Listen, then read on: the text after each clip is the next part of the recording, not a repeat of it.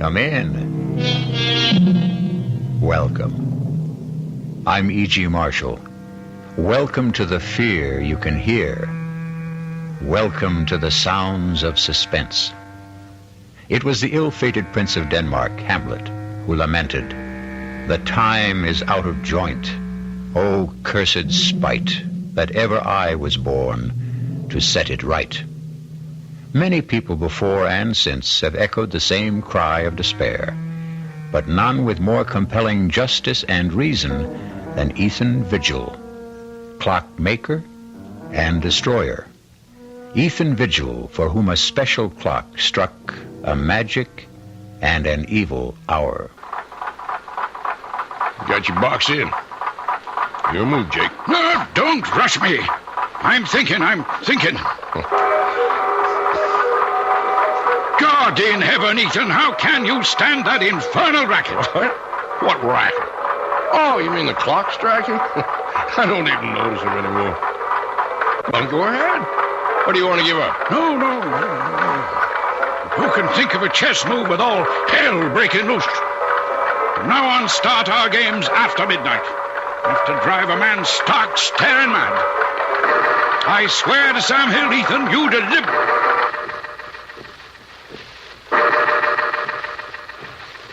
The only two living things left in the room at that terrifying moment, as time stood still, were myself and that damnable machine.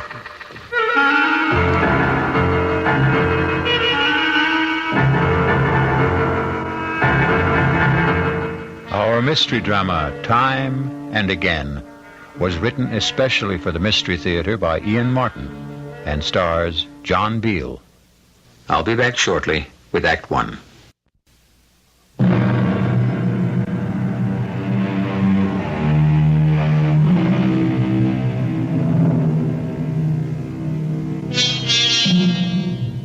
Few of us can resist the fascination of an auction, and I'm no different than most, which is how and why I happen to possess this curious document, which reveals a bone-chilling account of how many lives were lost so uncannily and eerily to the inhuman demands of what Ethan Vigil called that damnable machine. The tale I'm about to tell... No, wait. If you can manage to decipher his cramped longhand, let Ethan Vigil confess for himself. I, Ethan Vigil, clockmaker by trade, am writing this in case, when the moment comes, I fail to destroy the hourglass clock. For if I fail, someone must destroy it, kill it, end its ghastly existence before God knows how many innocent people will die to satisfy its insatiable thirst. The clock itself came into my possession more or less by accident. I was working late at my shop one night about a year ago, and I heard a tapping on the closed glass door. Tarnation, some people can't read signs. Darn fools like to break that glass. Stop that! Can't you see I'm closed? Hey, Governor, please, let me in. Oh, get on with you. You won't be sorry.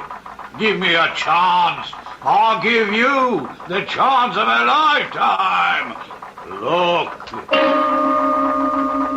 It was raining heavily, the water streaming down the glass, but the object he had drawn from the cover of his pea jacket drew my eyes like a magnet. It was a clock, the like of which I'd never seen. It was shaped like an hourglass, with a strange appearing pendulum hanging in the lower half and the face in the upper half. And in the place of the figure 12, at the top of the face, was the numeral 13. I had to see that clock more closely. Oh, bless you, Governor. You're a lifesaver, you are. What do you want? Oh, I want you to have a look at this here clock. The clock is the only reason I let you in. I'd like to have a look at it myself. Let's take it over to the bench.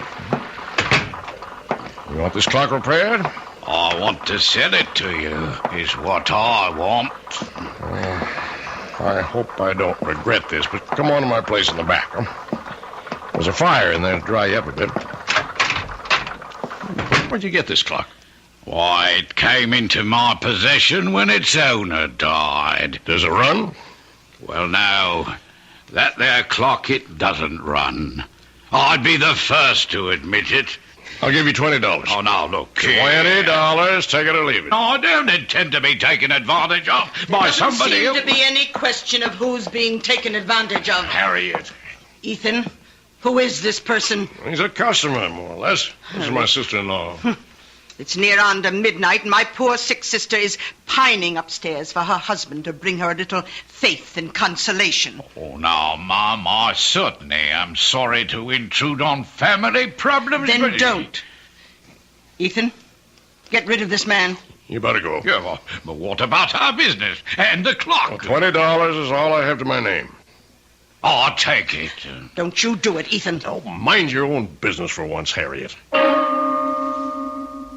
I had little doubt my sailor, who called himself Harry Stubbs, had dubious title to that strange clock. But like all collectors, to own something totally and unreservedly unique is an overriding obsession. Is he gone? Yes. Oh, just look at this place after you had that derelict in here. Lights on all over the place, eating up money. To say nothing of good hard cash thrown away on that piece of junk on the table. It was my own money. What own money? You and Henrietta wouldn't even have a roof over your heads, let alone a piece of business, if it weren't for me. Oh, no, it's my money that keeps you going, and don't you forget it.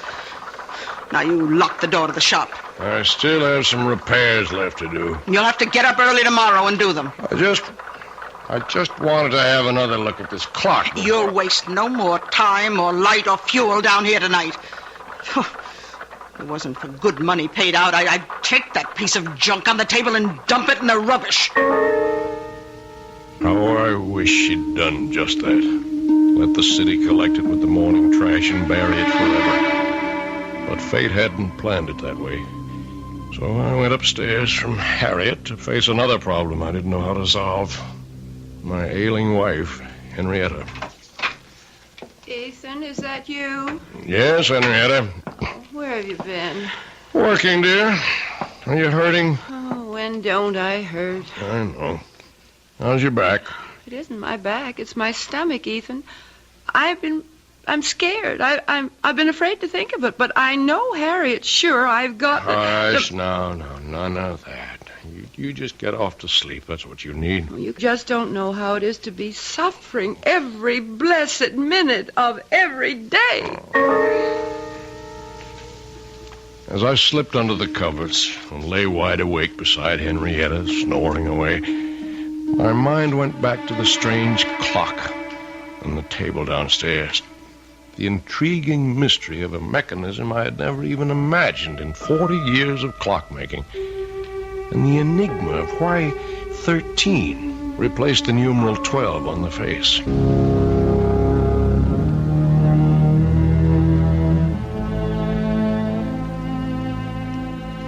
All the next morning, between my infrequent customers, I puzzled and poked and pried to reveal the workings of this bizarre clock. But by 1 o'clock in the afternoon, when I was completely stymied, my wife surprised me by coming out to the bench in her bathrobe. Henrietta, what's wrong? I've been calling for someone. Where's Harriet? Well, she went to market. Is that the old clock that Harriet told me you threw away hard-earned money on? It's a very valuable antique, an original, and it was my money. Does it run? No. Then what good is it? It's worth $20 as it is, at least. In working condition, it could be priceless. Can you fix it? I don't know. Why not? Well, look at it, Henrietta. Have you ever seen anything like it? First of all, the hourglass shape of the case. What's inside? Well, that's the problem. Except for the 2 round glass windows, And they're not even glass. I don't know what they are. What window? Well, the one for the clock face in the upper cup, if you want to call it that, and the one in the lower inverted cup, where you can see what looks like a pendulum. Oh, can't you shake it and get that to swing? That doesn't seem to be the way it's activated. It's quite stationary. Funny lopsided shape. Maybe it melted or something. Can't you get into the works? Only through this lid on the top. Now look, there's all you can see of the works. Very old. Wooden gears, wooden pinions, wooden axles. No way to lift it out. I can't even get my hand in there to try. Well, let me. It's so silly. There must be some way to... Ow! What is it? Look what your silly old clock has done. What's the matter? My finger, it's bleeding. It felt like something bit me. Oh, come on, let me see. It's just a scratch. Scarcely drew blood. Just the same, I'm not taking any chances with that dirty old clock. I could end up with blood poisoning. I'm going to run this underwater. Now, you get me a bandage and some disinfectant. Right with you.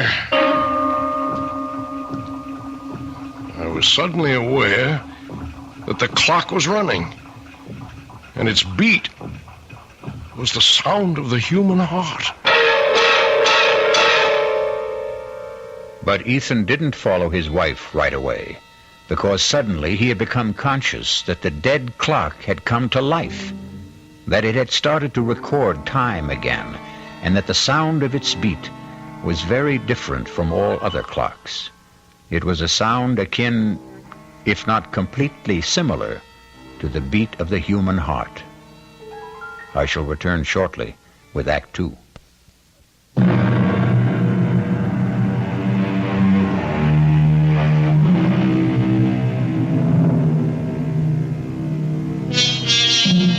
Whatever his wife had accidentally touched, the clock had begun to run and remained running steadily, without any sign of stopping. Ethan checked that Henrietta's wound was little more than a surface scratch, and returned to observe...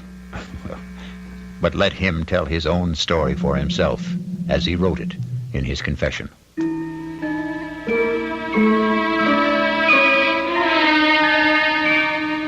My examination of the clock as it ran made it even more of an enigma. Behind the face, beneath the lid, the gears I saw engage, second by second, operated the hands that told the time.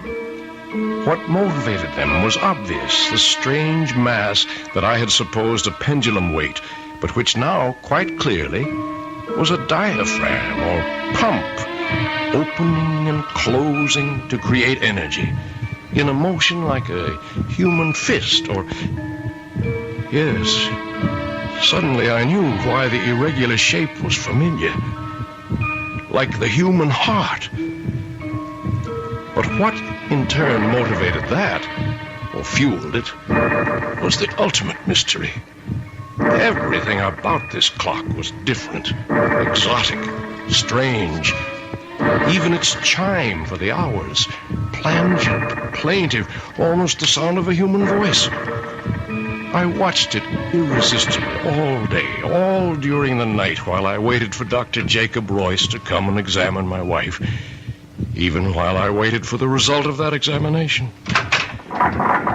What the devil are you doing out here, Ethan? Oh, I'm sorry, Jake. Just observing this clock. It's got me mesmerized. How's Henrietta? Oh, what am I going to tell you, Ethan? Same thing as usual. Yep. Not a trace of any physiological problem. Never is. Oh, there's a name for it if it's of any help. Chronic inadequate. Someone who just can't handle the simple process of life and has to make excuses for it. I'd better go up to her. Oh, there's no need. I gave her a sedative.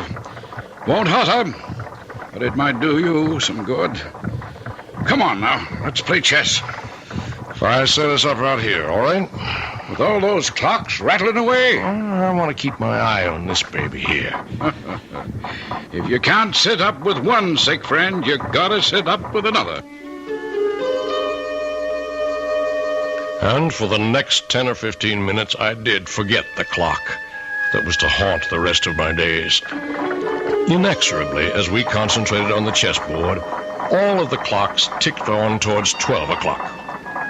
And the moment when the explanation of that substitute number 13 was about to be made by the clock itself. Don't think much of your king's pawn variation, Jake. Got you boxed in. Your move.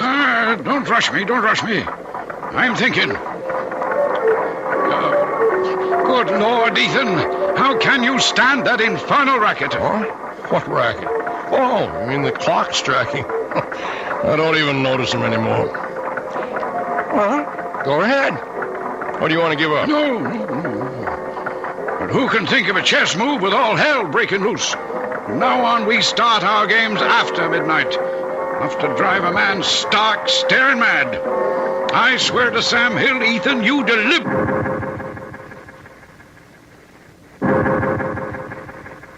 After the 12th stroke of the hourglass clock's chime, there was no sound but the beat of the clock and my own heart. Everything else had stopped dead. My friend's mouth was frozen in the act of speaking. His hand poised over a chessman as though cast in bronze. Outside, like the old child's game, people had turned to statues.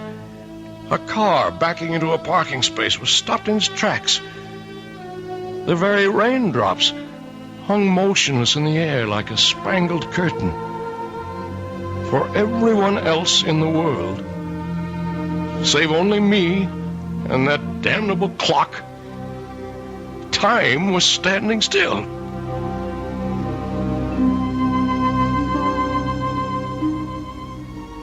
The next hour was a strange delirium. My brain raced with new ideas for achieving my lifelong dream, a perpetual motion timepiece. My legs were as supple and tireless as an 18-year-old's as I climbed the stairs to look at my wife, frozen in the act of turning in her sleep, my sister-in-law caught in the middle of a snore. Towards the end of the hour, I returned to the shop, a quick stab of terror prodding at me. Was this to be forever? Poor Jake still sat in the middle of the move he had started almost an hour ago. The hands of all the clocks pointed to exactly 12, except the hourglass. There, the small hand stood directly at 13, while the minute hand swept closer and closer to join it. With a sense of mounting excitement, I waited for their junction. Like the other clocks, my strange new one had only struck 12 before. Now I felt I knew the reason for 13. The extra magic hour of precious time that twice a day it offered to its owner. With bated breath, I waited for the proof. The missing chime. And then it came. Directly set us up here tonight to get me off my game. I concede. Don't you want some more time to think it over? Oh, it wouldn't matter if you gave me an hour to consider it. Tonight I'm too bushed to think. It's just 1 minute after 12. We've only been at the game 10 minutes or so, and I feel as if I've been here for 70. Is it really only 10 minutes? You're the clockmaker, Ethan. Look all around you at your little markers. Yes, you're right. So it's true. You feeling all right? Never better. Why? You look a little strange for a minute. Matter of fact, Ethan, I've been meaning to mention it. I'd like to have you drop around to the office someday soon. What for? Well, you're not as young as you were, you know. And you've been pushing yourself pretty hard lately. Want to make a date now? No, I'll call you. No, don't forget. Now, there's something I wish all my patients were as healthy as. 20 years since I started that old avocado tree in the window. And like Topsy, it just grew. Don't you believe it? Oh, it took a lot of tender, loving care. Watered just right, pinching it back, bringing it along to grow up right. Just like the child. I love that old tree. Well, Ethan, man's got to have something to love. Yeah, I reckon. You don't think there's anything really wrong with Henny, do you? No, I don't. Just another of her eternal spells. Well, night, old friend. Rain stopped. Good night, Jake.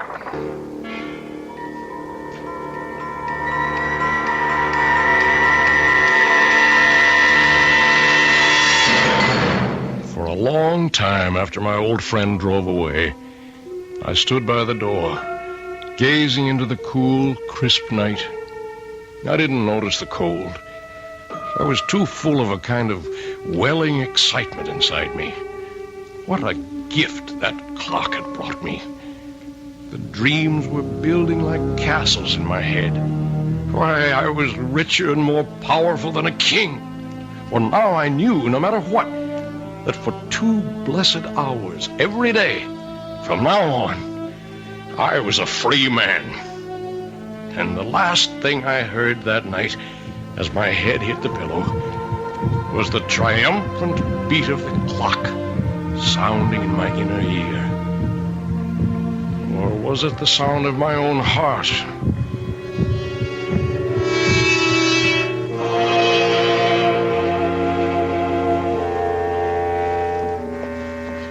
How is she, Doctor? I don't know, Harriet. Now, I don't mean to alarm you, but I think we'll put your sister Henrietta in the hospital for a few days for observation. Well, what's the matter with her? Well, that's what I wanted to put her in the hospital for. Find out. What do you suspect it is? I don't suspect it's anything. I just want to reassure myself. Now, why don't you go up and keep her company while I talk to Ethan? Oh, you won't have any trouble convincing him. I don't see why I can't take care of her. Well, you can't this time, Harriet. If you want to help, go sit with her. I'll make the arrangements with Ethan. How's Henny? I want to put her in the hospital for a few days, Ethan. Oh, she's that sick? I'm not sure. Whatever it is, this is not just one of her spells. I want her under observation for a while. Oh, whatever you say, Jake. Yeah. I wish I knew what to say. I feel a little guilty. Ever since that night a few weeks ago when we were playing chess. What do you mean, guilty? Well, damn it, for 20 years I've been medicating her imaginary ills.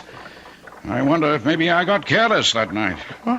Well, there's no doubt that from then on, this debility, anemia, whatever it is, started. Well, I'll get along and make all the arrangements. I'll phone you when to expect the ambulance.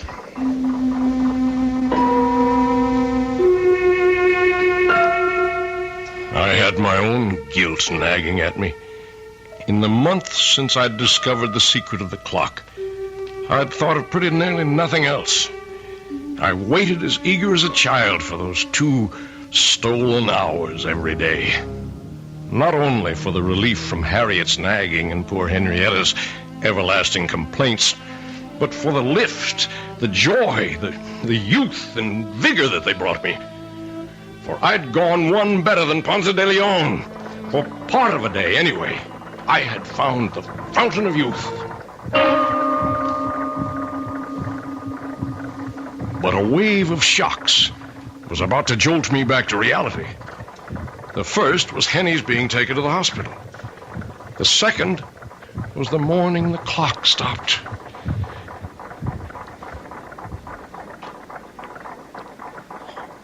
Oh, no. No. What is it, No, Ethan? You can't stop. What is it, Ethan? What's wrong? The clock, it stopped. Oh, is that all? I've got to get it started. Oh, you shake it like that, it'll end up in pieces. Good riddance. I told you it was a waste of money. Get out of here. How dare you talk to me like that? Oh, I certainly will. Nobody's going to talk to me like that, particularly not you. I was frantic. My golden hours of solitude gone. My extra gift of precious time and the rebirth of youth. I couldn't let them go. There must be some way to bring them back. Start that damned intricate mechanism again. Clock was dead. Its lifeblood somehow drained. Blood. But that's what started it in the first place. Maybe... Oh, damnation. Let it ring. I've got to find something to... Oh, all right. Hello?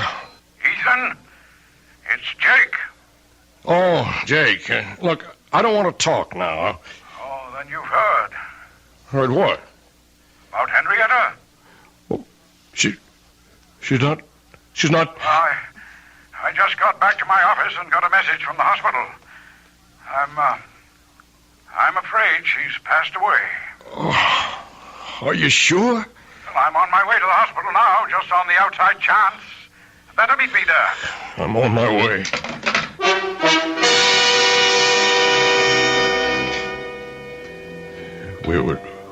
We were too late. And he was gone. With no goodbyes. I sat by a nurse's desk, waiting for Jake to complete arrangements and drive me home. A young nurse came down the hall with a tray of blood samples, putting them on the desk. She came towards me. Mr. Vigil? Yes, nurse? Dr. Royce asked me to tell you he'll only be a minute or two. Oh, thank you, nurse. As she walked away, my eyes following her blindly, then I was looking at that tray of blood samples. Blood. It was Henny's cutting her finger that started the clock. Would that be the answer? I acted without thinking. In a moment, I had slipped one of the tubes into my pocket, and I was back in my seat before Jake came striding down the hall.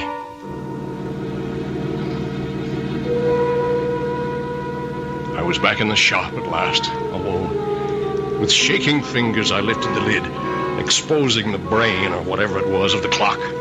Uncapping the tube, I poured in the blood. I looked at the dial. The hands were spinning around to the proper time. And then the clock was alive again. Its heart was beating.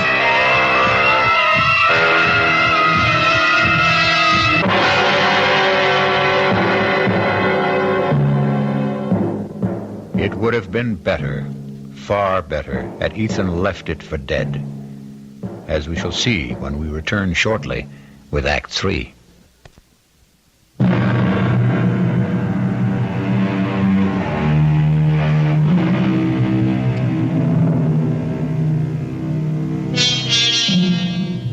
Which of us could resist the temptation of perpetual youth, or short of that, any extension of life? 2 extra hours a day is 730 a year, almost exactly an extra month. In a lifetime, 6 whole more years.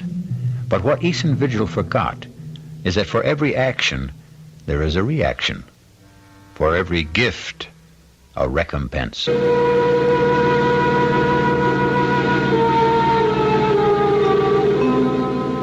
The saddest part of my confession is that after my wife's death, I became completely blind to everything but my 2 periods of escape every day.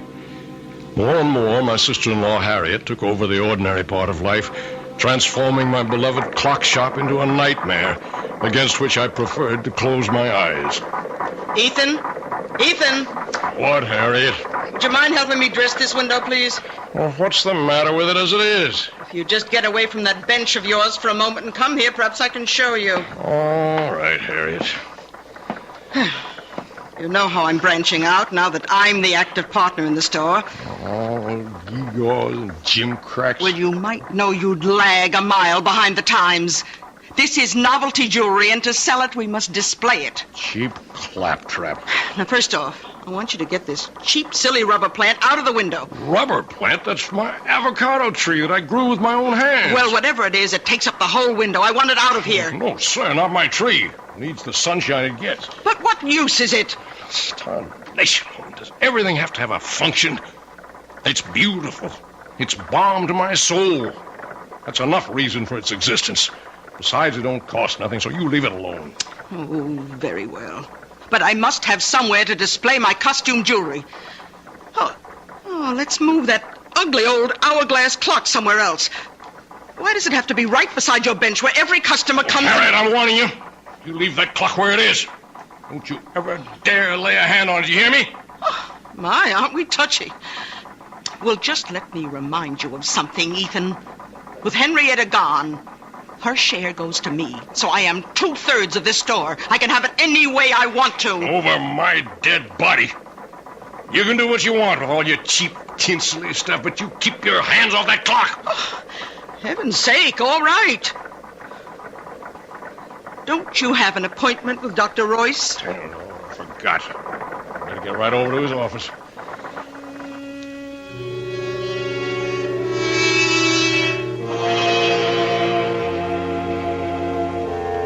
Okay, Ethan, you can put your shirt back on. I'm all finished examining you. Well, what's the verdict? I couldn't be more pleased. You approve of the shape I'm in, huh? Well, before Henrietta died, I don't mind telling you, I was plumb worried about you. Oh.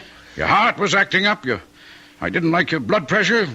And there was a lump in your belly I could palpate big as a grapefruit. And now? Now I don't even need the x-rays I took. Know it before I see him. It's practically noon. Now go on, you don't need a doctor. Get out of here.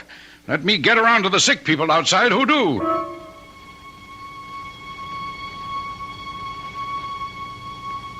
As I went into the outer office, I glanced at the electric clock on the wall. The hands clocked to noon as I did so, and I was looking at a, by now, familiar scene. The nurse who had risen to escort the next patient in was suddenly transfixed, halfway up from her chair. A child about to scream remained with face contorted, the scream not yet uttered. A thought crossed my mind. It was a month since I had fed the clock that first transfusion. I went into Jake's small lab, opened the refrigerator, I helped myself to a blood sample and left.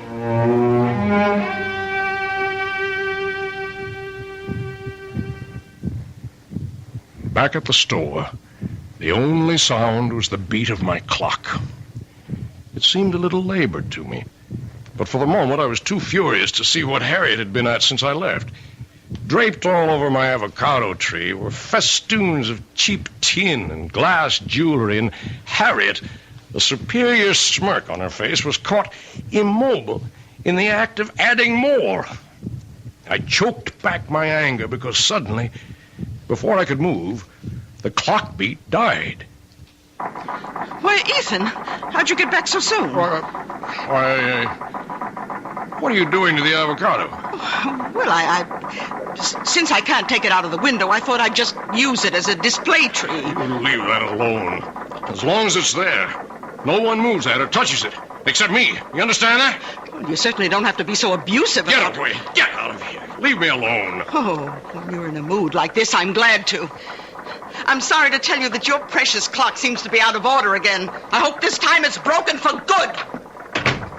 Good riddance. Poor old tree. But first, some special oil for the magic lamp. Please, God, you'll still run again.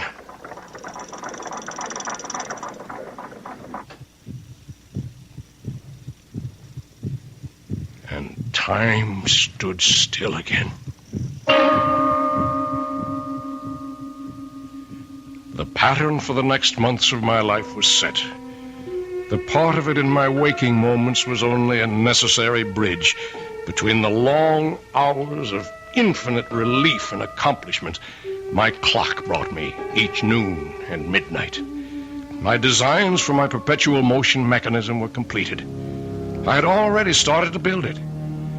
That was my real life.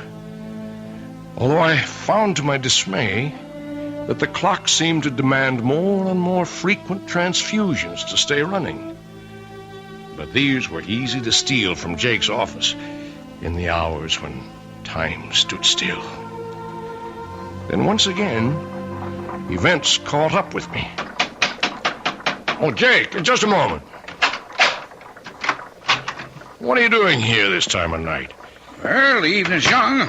I thought a chess game might get some things off my mind. What were you frowning at in the window when I passed? My plant there. The avocado? Oh, yeah. Looks a mite peaked. I can't understand it. It's been wilting and drooping day by day. No reason. Are you any good at diagnosing vegetable life, Jake? Nope. I'm beginning to think I'm not much better with humans. I wish I knew the secret of your spurt of youth. Think I'm getting old. You're not yourself, Jake. What's wrong? I don't know. In a way, it goes back to Henrietta's death, or seems to. What does? Well, I never said too much about the way she died at the time, Ethan. Congestive heart failure, you said? Oh, that's true enough. That's a condition that produces an end to living. But what caused it? Are you asking me? No, I'm asking myself. And I have no answer. Oh, tests were run and the pathological evidence was clear enough. But in spite of massive transfusions, we couldn't stop Henrietta's blood from simply disintegrating. Quite literally turn into water. And that's unusual. Abnormal. Never seen a case like it before. In the last 3 months, I've lost 3 of my patients to the same sort of, what shall I say, same sort of malady. I might have seen it developing, except for a strange thing. What? Well, all of them had been to my office and had routine blood samples drawn for physical checkups. And the samples didn't warn you? There weren't any samples to examine. Unaccountably, they disappeared from my office. And one other strange coincidence. The night your wife died, a blood sample for a patient in the hospital disappeared. And that patient died later? Yep, about 4 weeks later. But I don't know why I'm worrying you with all this. It's none of your business. Well, it is. Huh? Oh, you mean as far as Henrietta is concerned? No, I mean much more than that. Ethan, what is it? I didn't mean to upset you like this. I'm not upset. I just want you to understand. Understand what? That I'm sorry. Oh, I'm so sorry. Well, you're a good friend, Ethan. And I guess I don't feel like any chess tonight. I'll run along. Jake. Yeah? I never asked before, but do you remember exactly what time Henny died? Oh, about 25 to 12, I think.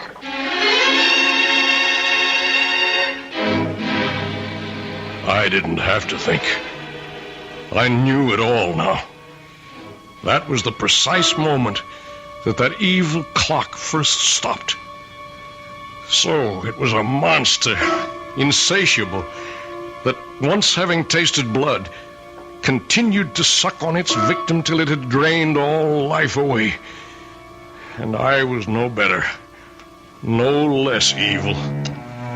I had been feeding this mechanical vampire at the cost of other human lives. In a daze, unable to explain to him, I saw my old friend Jake out and turned to face what I had to face.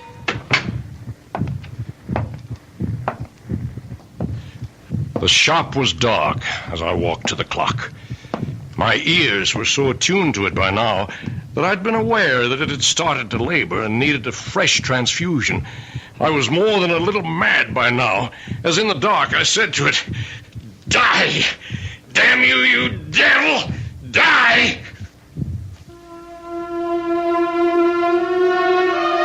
But my moment of triumph was brief. I still had my own expiation to make, not only for my wife, but for all those others. And there was a personal sadness as my hands in the darkness traced the form of my perpetual motion machine, which would never be completed now.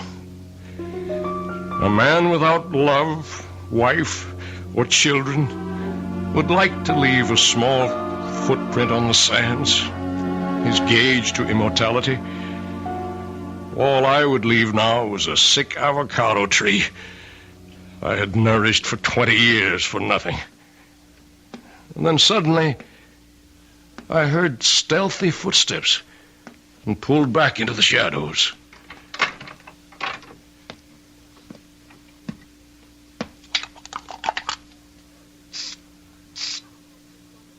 Harry! Oh, I thought you'd gone to bed. What are you doing to the plant? Oh, why, it's just some food to make Let it... me see.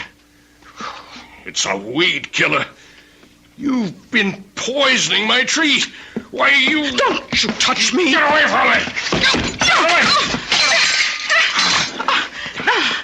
Look what you've done. I've cut my hand. It's your fault. But finally you've smashed up this ugly old clock for good. It's dead. Just as dead as your precious avocado tree is going to be. And don't think you can save it. I knew you'd never agree to take it out of the window, so I've been poisoning it for weeks. It's as good as dead right now. And so were you, Harriet. So were you. Her blood had started the damn thing again. But this was to be the last time. What is there left to say? I have to watch another human being die. Slowly, inexorably, unable to arrest the inevitable. And even though it is someone I despise, my guilt is in no way lessened. The only pleasure I can take is that as Harriet sinks, so does that remorseless, evil, damnable machine. And once its heart is stilled, I shall destroy it forever. The one element I have not tried against it is the enemy of the devil. I shall take it, chained to my body, when we go to our grave in the river, to share it for eternity. As I finish this confession, to mail to my good friend, Dr. Jacob Royce, I can hear the evil thing labor, about to die. It's time for me to write the end.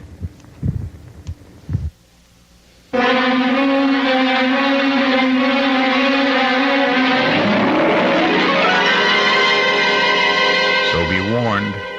If you should by any chance come across a clock in a curio shop shaped like an hourglass with a dial that bears the number 13 instead of 12, shun it like the plague.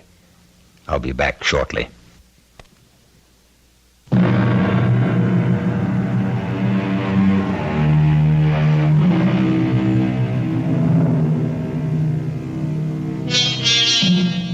Oh, the fascination of time and man's never-ending quest to hoard it. I, too, have that irrational impulse all of us have felt sometime to hold back the hands and bring time itself to stop. And then I remember Ethan Vigil, and I decide that once around is enough for all of us. Our cast included John Beale, Grace Matthews, Bryna Rayburn, and Ian Martin. The entire production was under the direction of Himan Brown. This is E.G. Marshall inviting you to return to our Mystery Theater for another adventure in the macabre. Until next time, pleasant dreams.